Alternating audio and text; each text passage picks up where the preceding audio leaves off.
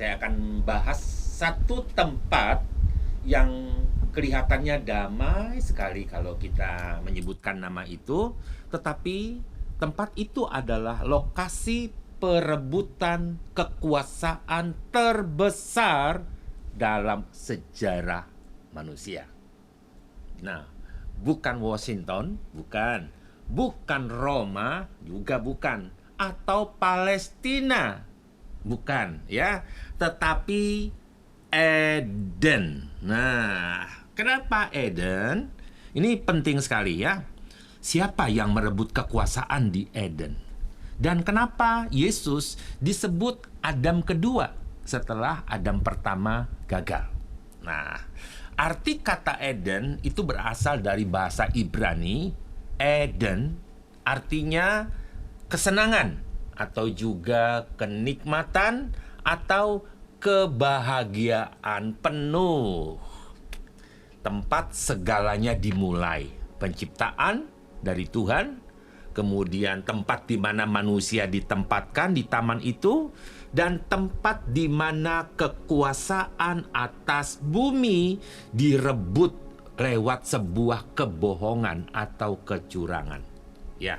Jadi direbut bukan lewat perang atau adu fisik, bukan pakai senjata, tetapi lewat sebuah percakapan, dan ini mengubah sejarah dunia.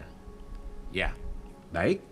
Mari kita perhatikan di awal ketika manusia berkuasa. Sadarkah Anda bahwa ketika Tuhan menciptakan manusia, Dia berikan otoritas. Wah, kuasa yang besar. Kenapa? Dalam Kejadian 1 ayat 26 dikatakan, baiklah kita menjadikan manusia menurut gambar dan rupa kita, supaya mereka, manusia ini, berkuasa atas ikan di laut, burung di udara, binatang, dan seluruh bumi. Nah, perhatikan di sini, Dia memberikan otoritas besar, kuasa atas darat, laut, dan udara. Jadi manusia adalah wakilnya Tuhan. Sejak awal, manusia bukan hanya ciptaan yang baik, tetapi manusia adalah wakil Tuhan untuk menguasai bumi.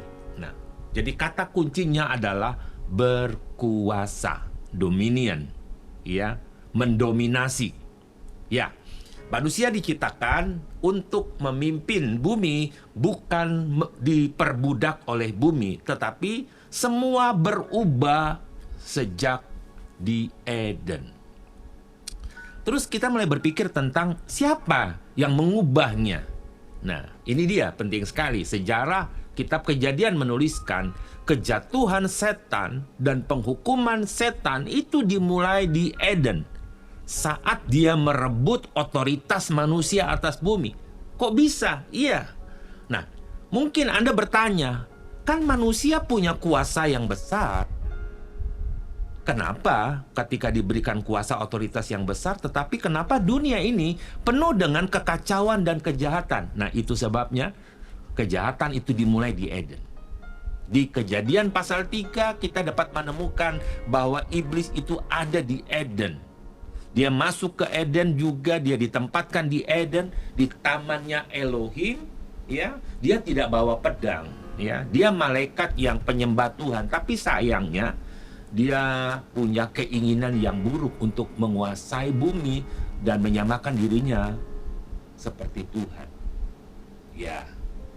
Jadi kemudian dengan licik dia menipu Adam dan Hawa. Apakah benar Tuhan berfirman, kamu sekali-kali tidak akan mati, ya? Ketika engkau makan buah itu, kamu sekali-kali tidak akan mati. Tetapi Elohim itu Tuhan tahu bahwa pada saat kamu makan buah itu, matamu akan terbuka, kamu akan menjadi seperti Elohim, yaitu mengetahui yang baik dan yang jahat. Nah, ini dia. Dia menempatkan pikirannya di pikiran Hawa dan Adam, bahwa dia ingin jadi seperti Elohim. Nah, itu dia.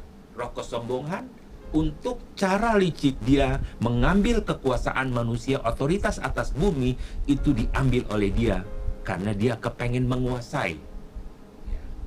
Jadi dia melawan Tuhan dengan mengubah isi firman Tuhan. Ketika dia bertanya kepada Hawa, Hawa bilang, kami nggak boleh makan buah dari pohon ini. Tapi dia berkata, nggak apa-apa, kamu tidak akan mati. Benar, kamu tidak akan mati ketika kamu makan, tetapi kamu akan jadi seperti Tuhan. Nah, jadi setan tidak bisa merebut kuasa dengan kekuatan fisik, karena memang dia tidak punya fisik yang sempurna seperti manusia ciptaan Tuhan. Ya, ia tahu kuasa itu ada di tangan manusia. Jadi dia mulai menipu mereka agar dengan sukarela mereka menyerahkan kekuasaan itu tanpa sebuah perlawanan. Roma 6 ayat 16 berkata, tidakkah kamu tahu bahwa kepada siapa kamu menyerahkan dirimu untuk taat sebagai hamba? Jadi kita nih mau taat kepada siapa? Kita jadi hamba nih ya. Ketika kita taat kepada iblis, ketika Adam dan Hawa taat kepada iblis, maka mereka jadi hamba. Mereka di bawah, mereka tunduk di bawah otoritas iblis. Nah, dan ayat ini berkata, kamu adalah hamba terhadap apa yang kamu taati itu. Entahlah itu dosa yang menuntun ke dalam maut atau ketaatan yang menuntun ke dalam kebenaran. Kita memilih mana? Kita taat kepada yang tadi, setan, atau taat kepada kebenaran, yaitu Tuhan di dalam Kristus. Dan sejak saat itu, ketika manusia taat kepada kata-kata setan, maka manusia jatuh dan kuasa yang diberikan oleh Yahweh Elohim itu berpindah kepada Lucifer, kepada setan. Nah, jadi di Eden, tempat kudus itu direbut oleh iblis dengan kecurangannya. Jadi, kalau kita belajar tentang Taman Eden, Eden bukan cuma taman yang indah, tetapi Eden adalah tempat Tuhan dan manusia bersekutu, tempat kemuliaan, dan tempat otoritas diberikan kepada manusia, ditetapkan kepada manusia untuk menguasai bumi, laut, darat, dan udara. Jadi, saya mau katakan, Eden adalah medan pertempuran rohani pertama di bumi. Pertempuran bukan tentang tempat yang direbut sebenarnya, tetapi tentang hak otoritas, dominion untuk memerintah. Dan sayangnya, manusia kalah.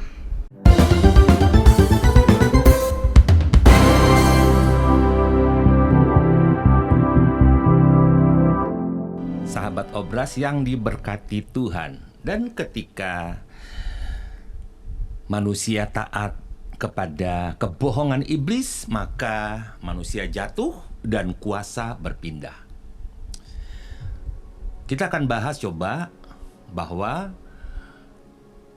kekuasaan yang berpindah tangan, ya, kekuasaan yang berpindah tangan karena kalahnya manusia ketika percaya akan kebohongan iblis. Nah, ini sangat-sangat membuat kehancuran, kegelapan, peperangan, penipuan, kebohongan, kematian di mana-mana. Tetapi good news-nya, puji Tuhannya adalah Adam kedua datang.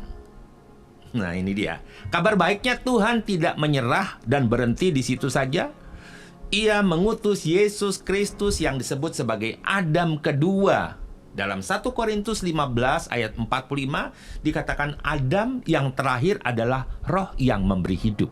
Ada Adam yang pertama, tapi dia kalah, dia mati. Yesus tidak tertipu oleh iblis, bujuk rayu iblis. Dia menolak godaan di padang gurun. Ya, dia menolak semua kata-kata iblis yang mengambil firman Tuhan sebagai cara untuk mengalahkan Adam pertama, dan dia ingin melakukannya kepada Yesus Adam yang kedua, tetapi tidak berhasil. Ya, 3 kali Yesus dicobai oleh iblis, 3 kali iblis kalah, dan puncaknya adalah ketika Yesus mengalahkan maut di salib. Dia meremukkan kepala iblis, dan pada hari kebangkitan dia berseru, dan ini dituliskan dalam Matius 28 ayat 18. Yesus mendekati mereka, murid-muridnya, dan berkata, "Segala kuasa di surga dan di bumi sudah diberikan kepadaku." Ini kalimat yang menyatakan Yesus Tuhan. Sebab di ayat 17, murid-muridnya itu menyembahnya. Segala kuasa di surga, berarti dia Tuhan. Kuasa di surga hanya dimiliki oleh Tuhan. Tuhan penguasa surga dan bumi, dan kemudian dia mendelegasikan otoritasnya kepada manusia di bumi. Dan di bumi direbut oleh iblis, Lucifer. Dan sekarang Yesus telah mengambilnya kembali, dan dia berkata, "Segala kuasa di surga dan di bumi sudah diberikan kepadaku." Ini yang menunjukkan Yesus adalah Tuhan. Kuasa yang hilang di Eden diambil kembali di atas Golgota. Sekarang giliran kita. Sahabat, Yesus tidak hanya menebus kita dari dosa, Dia mengembalikan otoritas kuasa kita sebagai anak-anak Tuhan.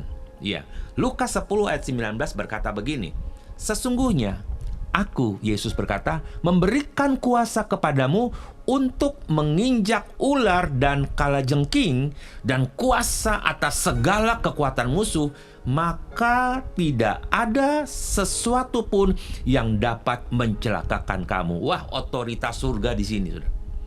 Bisa menguasai. Itu sebabnya jangan mau ditipu. Jangan biarkan iblis mengambil kembali kuasa itu lewat kebohongannya, sehingga membuat kita takut dan kemudian kita ada di dalam dosa. Nah, siapa yang kamu taat? Siapa yang Anda taat? Dia yang akan menguasai kita. Hari ini tanyakan kepada diri kita, sahabat, siapa yang kamu sedang dengarkan? Apakah Anda mendengarkan firman Tuhan atau mendengarkan kata-kata dunia? Ya, hoax, berita-berita yang menakutkan. Suara siapa yang kamu ikuti? Firman Tuhan atau bisikan sang penipu itu? Ingat, kuasa berpindah bukan lewat kekerasan, tapi lewat ketaatan kepada siapa kita. Eden mengajarkan kepada kita pada hari ini ketika Kristus memanggil kita dan dia berkata, "Aku telah merebut kembali Eden kepadamu." Otoritas, kemuliaan, dan hubungan kepada Tuhan, kepada Bapa di surga sudah dipulihkan. Tadinya sempat hilang, dikembalikan kepada orang-orang percaya. Di Eden, hukuman kepada Lucifer dijatuhkan ketika dia dilucuti, dikalahkan, dan diremukkan. Karena Kolose pasal 2 ayat 15, Yesus telah melucuti pemerintah-pemerintah dan penguasa-penguasa dan menjadikan mereka tontonan umum dalam kemenangannya atas mereka dalam salib.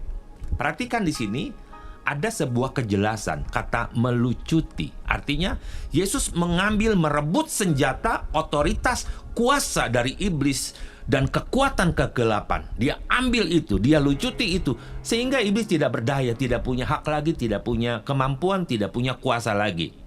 Pemerintah dan penguasa ini menunjukkan tentang kekuatan spiritual jahat. Lihat Efesus 6 ayat 12 ya. Roh-roh jahat, penguasa-penguasa udara, penghulu pemerintah di udara. Mereka jadi tontonan umum, dilihat, ditelanjangi, mereka sudah tidak punya apa-apa. Menunjukkan bahwa kemenangan Kristus bukan tersembunyi, tidak, tapi terang-terangan dan itu sudah final, it finished. Aplikasinya adalah iblis sudah dikalahkan.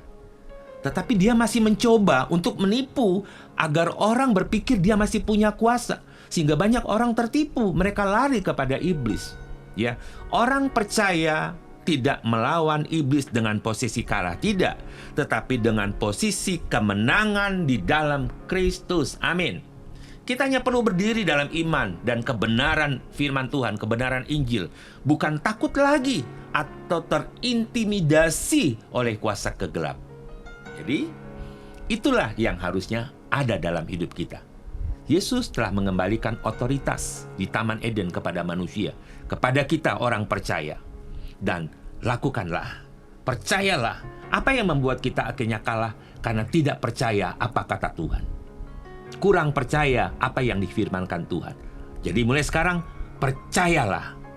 Segala kuasa di surga dan di bumi sudah diberikan kepada Yesus. Dan dikatakan Tuhan mendelegasikan kuasa otoritas dikembalikan kepada kita kembali. Dan itulah yang terjadi di Eden. Dan sekarang menjadi milik kita. Puji Tuhan. Terima kasih sudah mendengarkan obras tentang Eden. Bagikan video ini jika memberkatimu dan mari sama-sama hidup dalam kuasa otoritas Kristus. Semua anak-anak Tuhan, setiap gereja ada otoritas Kristus. Sampai jumpa di episode berikutnya. Tuhan Yesus memberkati. Amin.